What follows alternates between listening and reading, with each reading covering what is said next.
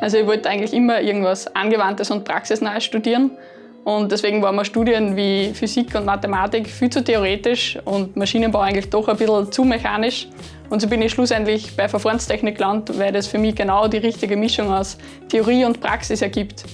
Und mit Hilfe vom Internet und durch den Studienplan habe ich mir eigentlich ein recht gutes Bild machen können, was da wirklich auf mich zukommt.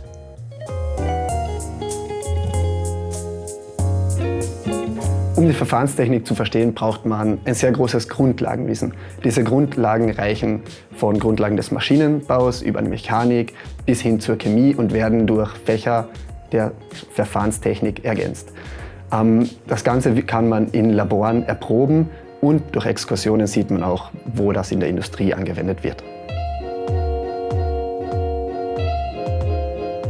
Also das ist ganz klar die Vielfältigkeit des Studiums.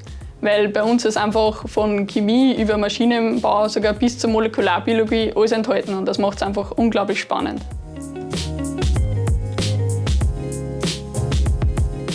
Also für mich gibt es da zwei prägende Momente. Der erste war eigentlich gleich ganz am Anfang vom Studium bei den Welcome Days, wo uns am Ende vom zweiten Tag die Studiumvertretung auf die Dachterrasse vom Verfahrenstechnikgebäude eingeladen hat und wir sind da alle beieinander gesessen. Und das war eigentlich der Punkt, wo mir klar war, okay, in dem Studium musst du kein Einzelkämpfer sein, weil da sind viele Leute, die zusammenhalten und die miteinander studieren.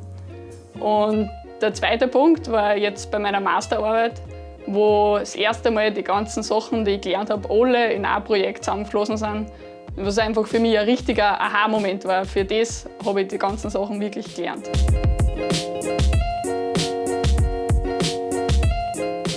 Das würde ich gerne in 3 Punkte unterteilen.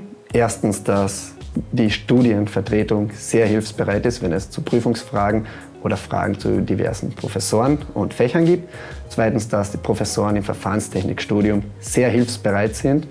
Und drittens, dass man Grundlagen wirklich verstehen sollte und nicht nur auswendig lernen.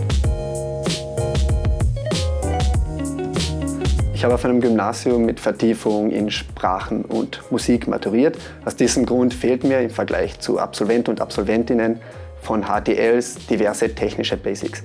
Diese kann man jedoch Anfang des Studiums durch erhöhten Lernaufwand und eine gewisse Eigenmotivation leicht nachholen.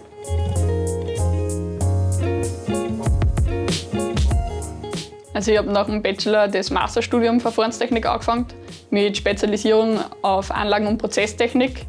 Aber die Spezialisierung ist eigentlich nur sehr gering und das Ganze ist noch immer sehr breit gefächert. Und die tatsächliche Spezialisierung passiert eigentlich erst im Berufsleben dann. Und dadurch hat man halt noch Zeit, dass man sich weitere Bereiche anschaut, bevor man sich wirklich für einen Bereich entscheidet.